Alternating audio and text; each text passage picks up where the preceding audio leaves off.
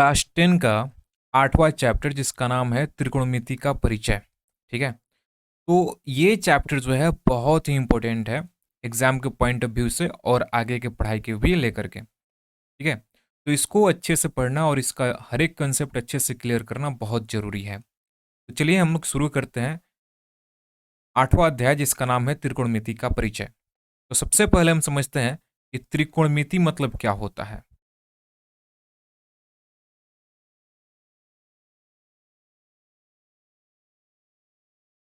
देखिए, अगर त्रिकोणमिति को यहाँ पे अगर ध्यान से देखा जाए तो ये त्रिकोणमिति इन तीनों का अलग अलग यहाँ पे मीनिंग निकलता है। जैसे त्रि का मतलब है तीन, कोण का मतलब होता है कोण और इंग्लिश में इसको एंगल भी कहा जाता है, और मिति का मतलब होता है मापना। तो यहाँ पे त्रिकोणमिति का मतलब होता है तीन कोणों का मापना, यानी कि तीन एंगल का मापना। ठीक है। तो तीन कोण या तीन एंगल किसमें होता है? तो तीन कोण या तीन एंगल आपको पता होगा कि एक त्रिभुज में आपका होता है। ठीक है। ये आपका कुछ त्रिभुज हो गया। तो इसमें आपके तीन कोण होते हैं, एक, दो, तीन। ठीक है। तो यहाँ पे जो त्रिकोणमिति है ये आपका त्रिभुज से संबंधित है, यानी कि त्रिकोणमिति जो है जो हम पढ़ाई करेंगे वो त्रिभुज में ही हम पढ़ाई करेंगे। तो आपको तो पता है कि त्रिभुज बहुत अलग अलग प्रकार के होते हैं। तो यहाँ पे देखिए, यहाँ पे कुछ ऐसे त्रिभुज, इस प्रकार का त्रिभुज हो जाएगा न्यून कोण, जिसमें सारे के सारे जो कोण होंगे न्यून कोण रहेंगे, यानी कि 90 डिग्री से कम के रहेंगे। और एक ऐसा त्रिभुज होगा जिसमें कि एक कोण आपका 90 डिग्री का रहेगा, और एक ऐसा भी त्रिभुज रहेगा जिसमें कि एक कोण आपका 90 डिग्री से ज्यादा होगा। तो हमें जो यहाँ पर है, हमें बेसिकली हमें यहाँ पे बात करना है इस वाले त्रिभुज के बारे में। ये और इस प्रकार के त्रिभुज जिसका एक कोण 90 डिग्री का होता है उसको हम बोलते हैं समकोण त्रिभुज। ठीक है। तो इस वाले त्रिभुज के बारे में हमको पढ़ना है। तो चलिए सबसे पहले समकोण त्रिभुज किसे कहते हैं इसको देख लिया जाए। समकोण त्रिभुज के एक कोण जो होता है 90 डिग्री का होता है। जैसा कि हम यहाँ पे देख सकते हैं कि यहाँ पे ये जो एक कोण यहाँ पे जो बन रहा है ये आपका 90 डिग्री का होता है। ठीक है। तो ये समकोण त्रिभुज हो गया। अब इसमें जो है हमें तीन चीजों को हमको यहाँ पे समझना है। पहला चीज यहाँ पर जो है वो है आपका कर्ण। तो देखिए 90 डिग्री के सामने वाला जो भुजा होता है उसको हम बोलते हैं कर्ण। ठीक है। और उसके बाद से आता है, जैसे कि समकोण त्रिभुज की जब यहाँ बात की जाएगी तो यहाँ पे किसी एंगल को हमको लेके चलना पड़ेगा या किसी एंगल को हम मान के चलेंगे। मान लीजिए कि हम इस एंगल को हम मान लेते हैं थीटा। ठीक है। हालांकि हम ए वाले को भी मान सकते हैं, इसको भी हम मान सकते हैं। तो इसके जो सामने वाला भुजा होगा वो भुजा आपका कहलाएगा लंब। क्या कहलाएगा? लंब। यानी कि यहाँ पे जो आपका ये भुजा है ये आपका लंब कहलाएगा। ठीक है। और इसका जो बगल वाला है ये आपका आधार कहलाएगा। अब इस प्रकार से कहिएगा कि सर यहाँ पर तो आपने थीटा थीटा यहाँ पे मान लिया, ठीक है, क्या हम थीटा हम यहाँ पे नहीं मान सकते हैं? बिल्कुल मान सकते हैं। अगर सपोज दैट मान लीजिए कि हम थीटा अगर हम यहाँ पे मानते हैं, तो यहाँ पे अगर थीटा मानते हैं तो इसके सामने वाला भुजा जो होगा ये वाला जो होगा हमारा लंब हो जाएगा। और यहाँ पर जो 90 डिग्री के सामने वाला है ये हमारा क्या होगा? कर्ण हो जाएगा। और इस थीटा के बगल वाला जो भुजा है ये आधार। ये बेसिक सा इन्फॉर्मेशन है, इसको समझना बहुत जरूरी है। ठीक है। अगर ये समझ गए तो समझिए कि आपका जो समकोण त्रिभुज का जो बेसिक नॉलेज है वो आपको हो गया। तो यहाँ पे सबसे पहले एक बार मैं फिर से रिपीट करता हूँ आपके साथ कि जो यहाँ पे कर्ण के सामने वाला जो भुजा है, ठीक है, सॉरी 90 डिग्री के सामने वाला जो भुजा है ये आपका कहलाएगा कर्ण। ठीक है। और थीटा के सामने वाला जो भुजा है ये आपका कहलाएगा लंब। और थीटा के जो बगल वाला भुजा है ये आपका आधार कहलाएगा। थीटा हमारा जहां भी रहेगा, यहाँ पर भी रहेगा, तो इसके सामने वाला भुजा हम आइडेंटिफाई करेंगे। इसके सामने भुजा कौन सा है? तो इसके सामने बीसी है, तो बीसी यहाँ पे इसका लंब हो जाएगा। और इसके बगल में कौन सा भुजा है? तो इसके बगल में आपका आधार है, मतलब ए बी है, तो ये आपका आधार हो जाएगा। और 90 डिग्री के ठीक सामने वाला जो भी आपका भुजा होगा वो आपका कर्ण कहलाएगा। अब हम समझेंगे त्रिकोणमितीय अनुपात के बारे में। ठीक है। तो सबसे पहले त्रिकोणमितीय अनुपात समझने से पहले यहाँ पे एक जो शब्द है यहाँ पे अनुपात, इस अनुपात को हम पहले समझ लेते हैं कि अनुपात क्या होता है। जैसे मान लीजिए यहाँ पे लिखा गया 1 और 4 का अनुपात। 1 और 4 का अनुपात जो होगा आपका 1/4 हो जाएगा, ठीक है? उसी प्रकार से अगर यहाँ पे 4 और 6 का अनुपात निकालना होगा, तो ये आपका हो जाएगा 4/6। हम चाहे तो इसको हम डिवाइड भी कर सकते हैं, तो यहाँ पे ऊपर 2 और नीचे यहाँ पे 3 हो जाएगा। तो ये आपका हो जाएगा 2/3 और अनुपात को हम 2:3 ऐसे भी हम लिख सकते हैं या 1/4 को 1:4 ऐसे भी लिखा जा सकता है। तो बेसिकली हम यहाँ पे समझ गए कि अनुपात होता क्या है, ठीक है? अब हम यहाँ पे समझेंगे कि त्रिकोणमितीय अनुपात क्या है, ठीक है? जैसा कि हम समझ चुके हैं कि अनुपात निकालने के लिए कम से कम 2 चीज़ों की ज़रूरत पड़ती है, 2 संख्या की ज़रूरत पड़ती है, ठीक है? तो यहाँ पर जैसे त्रिभुज में हम देखते हैं, तो यहाँ पे हमें 3 चीज़ यहाँ पे मिलता है। एक हमको लंब मिलता है, दूसरा कर्ण और तीसरा हमको यहाँ पे आधार मिलता है, ठीक है? तो हम यहाँ पर सबसे पहले हम इसका अनुपात निकालेंगे। तो यहाँ पे हम लंब और कर्ण का अनुपात जो है, यहाँ पे लेके चलते हैं कि इन दोनों का अनुपात क्या होगा। तो हमने यहाँ पे मान लिया लंब बट्टा कर्ण। तो चूंकि यहाँ पे लंब बटा कर्ण है, तो इसका उल्टा भी हो सकता है, कर्ण बटा लंब। तो हमने यहाँ पे लिख दिया कर्ण बटा लंब। अब यहाँ पे एक और हमारा बन सकता है आधार बटे कर्ण। तो आधार बटा कर्ण। अब जब आधार बटा कर्ण हो गया, तो इसका उल्टा भी अनुपात हम बना सकते हैं, जो कि हमारा क्या होगा, कर्ण बटा आधार। अब यहाँ पे एक और हमारा पेयर बन सकता है, जो कि होगा लंब और आधार से संबंधित। तो यहाँ पे हम लंब और लंब बट्टा आधार लिख सकते हैं। और इसी तरीके से एक और अनुपात बनेगा, जो होगा आधार बट्टा लंब, ठीक है? तो देखिए, जब मैथमेटिशियन इसको बना रहे थे, ठीक है, गणितज्ञ जब इसको बना रहे थे, तब उनके पास मतलब कुछ प्रॉब्लम आ गया कि हम इसको याद कैसे रखेंगे। जैसे कि ये हो गया लंब बटा कर्ण, आधार बटा कर्ण, लंब बटा आधार और कर्ण बटा लंब, कर्ण बटा आधार, कर्ण बटा लंब। तो इसको याद करने के लिए उन्होंने इसके कुछ नाम दे दिए, ठीक है? तो उन्होंने इसका नाम क्या दिया, जैसे लंब बटा कर्ण है, तो इसको उन्होंने कह दिया साइन थीटा, ठीक है? यहाँ पे आधार बटा कर्ण को उन्होंने कह दिया कॉस थीटा और लंब बटा आधार को उन्होंने दे दिया टेन थीटा और कर्ण बटा आधार उन्होंने दे दिया कोसेक थीटा। कर्ण बटा आधार को उन्होंने दे दिया सेक थीटा और आधार बटा लंब का नाम उन्होंने दे दिया कॉट थीटा। तो इस तरीके से जो यहाँ पे अनुपात बन रहे थे त्रिभुज के, जो यहाँ पे भुजाएं हैं उनका जो अनुपात बन रहा था लंब कर्ण और आधार का, तो उन्होंने यहाँ पे 6 अनुपात बनाए और उस 6 अनुपात का उन्होंने अलग अलग नाम दे दिया। अब चूंकि हमें जो भी इसकी मान लीजिए कि इसमें हमें जो भी निकालना होता है, जैसे लंब निकालना हो, कर्ण निकालना हो या फिर आधार निकालना हो, तो इस थीटा की सहायता से हम क्या कर सकते हैं, हम इसका अ, मान हम निकाल सकते हैं। ध्यान रहे कि थीटा यहाँ पे जो है, ये जरूरी नहीं कि हम थीटा ही लिख सकते हैं, ठीक है? हम यहाँ पे alpha beta gamma X Y कुछ भी हम ले सकते हैं, ये भी एक प्रकार का यहाँ पे नाम ही माना गया है, ठीक है?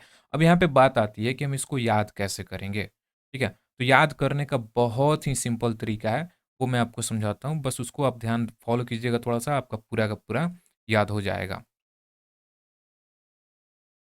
अब इस फ़ॉर्मूला को याद करने के लिए सिर्फ़ आपको इतना याद रखना पड़ेगा, लाल बट्टा कक्का, ठीक है? हर कोई इस फ़ॉर्मूला को यूज़ करता है याद करने के लिए। यहाँ पे जो एल है, एल आपको डिनोट करता है लंब को,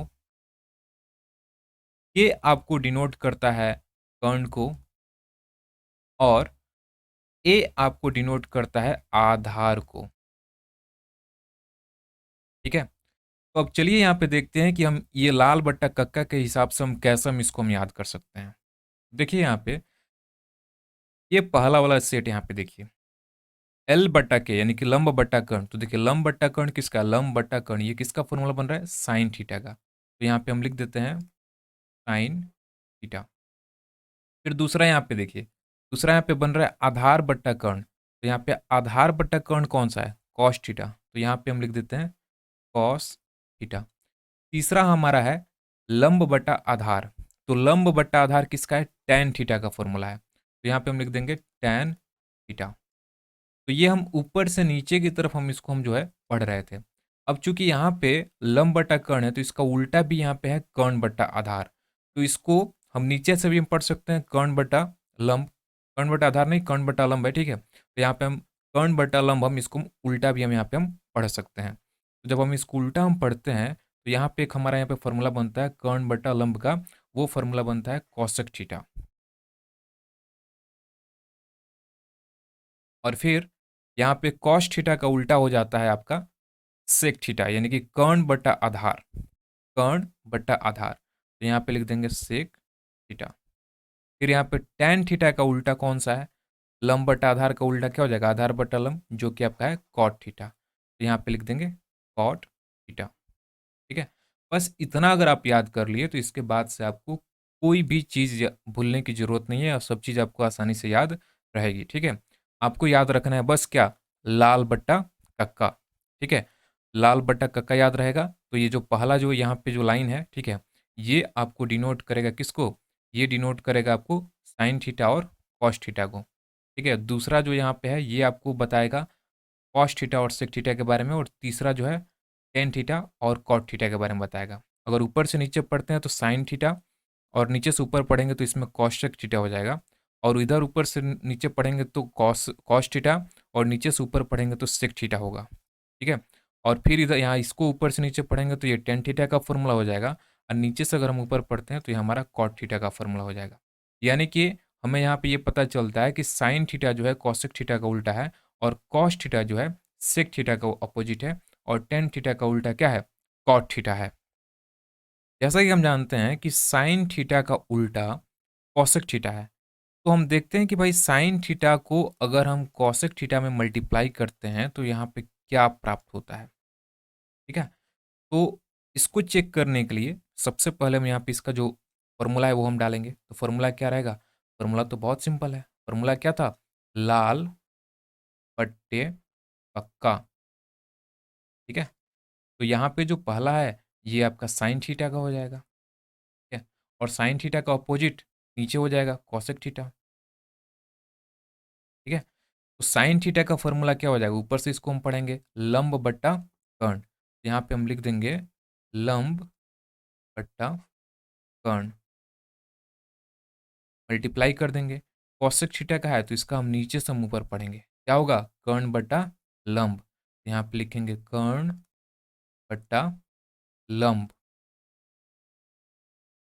कर्ण से तो कर्ण कट जाएगा, लंब से आपका लंब कट जाएगा, तो यहाँ पे क्या आएगा आपका 1 आएगा। यानी कि कॉसेक थीटा और सॉरी साइन थीटा और cosec theta, sine theta into cosec theta बराबर क्या होता है, 1 आपका होता है। अब यहाँ पर तो एक फॉर्मूला हमको यहाँ पे मिल गया। अगर सिर्फ हमको साइन थीटा का यहाँ पे निकालना हो तो हम कैसे निकालेंगे, तो यहाँ पे साइन थीटा बराबर क्या हो जाएगा आपका 1, क्योंकि यहाँ पे इस तरफ 1 है, और कॉसेक थीटा जो है यहाँ पे मल्टीप्लाई के फॉर्म में यानी कि गुणा के फॉर्म है, और ये बराबर के इधर जाएगा तो किस में जाएगा, भाग में लगेगा। ये हो जाएगा 1/कॉसेक थीटा। उसी तरीके से जब हम कॉसेक थीटा का फॉर्मूला निकालेंगे तो वो हो जाएगा कॉसेक थीटा बराबर 1/साइन थीटा। तो यहाँ पे हमको 3 फॉर्मूला मिलता है, ठीक है। ये तीनों फॉर्मूला अपने जगह पे बहुत ही इंपॉर्टेंट है, इसको जरूर याद कर लीजिए। उसी तरीके से आपका कॉस थीटा का अपोजिट होता है सेक थीटा। तो हम यहाँ पे सेक थीटा से कॉस थीटा को मल्टीप्लाई करते हैं तो देखते हैं कि यहाँ पे क्या आता है। तो फिर हम यहाँ पे वही लिखेंगे, क्या लिखेंगे, लाल बट्टे पक्का, ठीक है। तो यहाँ पे हम फॉर्मूला वही लगाएंगे यहाँ पे। तो पहला यहाँ पे क्या होगा, ये आपका साइन थीटा का हो जाएगा। दूसरा यहाँ पे आएगा कॉस थीटा, ये आपका हो जाएगा टैन थीटा। यहाँ पे आपका हो जाएगा कॉसेक, और यहाँ पे हो जाएगा आपका सेक थीटा, और ये हो जाएगा आपका कॉट थीटा, ठीक है। तो बेसिकली तो हमको इसी से मतलब है यहाँ पे ये वाला पार्ट। कॉस थीटा और सेक थीटा से। तो यहाँ पे कॉस थीटा का फॉर्मूला क्या हो जाएगा, आधार बटे कर्ण। यहाँ पे हम लिखेंगे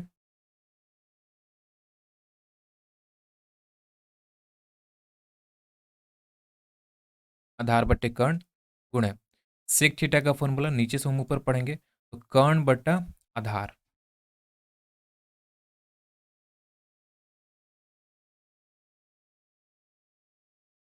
ठीक है, तो यहाँ पर भी कर्ण से कर्ण आपका कट जाएगा, आधार से आपका आधार कट जाएगा, तो यहाँ पे क्या बचेगा, आपका 1 बचेगा। तो यहाँ पर भी हमको यहाँ पे क्या पता चलता है, cos theta into sec theta बराबर 1 यहाँ पे आता है। तो ये एक फॉर्मूला यहाँ पे निकल करके आता है। यहाँ पर भी कॉस थीटा का अगर हम फॉर्मूला निकालते हैं तो क्या निकलेगा, कॉस थीटा बराबर 1 बाई, चूंकि मल्टीप्लाई के फॉर्म है तो नीचे बट्टा में चला जाएगा, तो वो 1 बटा सेक थीटा हो जाएगा।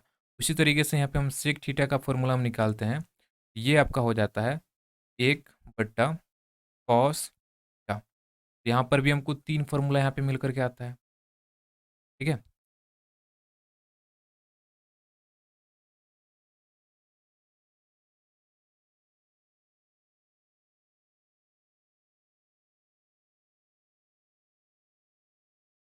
उसी तरीके से tan थीटा का अपोजिट है आपका कॉट थीटा, और tan थीटा में जब हम कॉट थीटा को मल्टीप्लाई करते हैं तो यहाँ पे क्या मिलेगा, फिर हम वही फॉर्मूला लिखेंगे। क्या होगा फॉर्मूला, लाल बट्टे कक्का। ठीक है, तो यहाँ पे हम शॉर्टली हम यूज करेंगे, ये फर्स्ट वाला किसके लिए, साइन थीटा के लिए है, ये कॉस थीटा, और ये आपका हो जाएगा टैन थीटा। तो टैन थीटा का अपोजिट कौन, कॉट थीटा, तो इसके नीचे यहाँ पे हम कॉट थीटा को लिख देंगे। तो टैन थीटा का फॉर्मूला क्या होगा, ऊपर से पढ़िए, यहाँ पे इसको पढ़ना है, हमें इस वाले पार्ट को पढ़ना है। ठीक है, तो लंब बट्टा आधार, तो हम यहाँ पे लिखेंगे लंब बट्टा आधार गुण है कॉट थीटा, तो इसको हम नीचे से हम ऊपर की तरफ पढ़ेंगे, तो आधार बट्टे क्या हो जाएगा, लंब,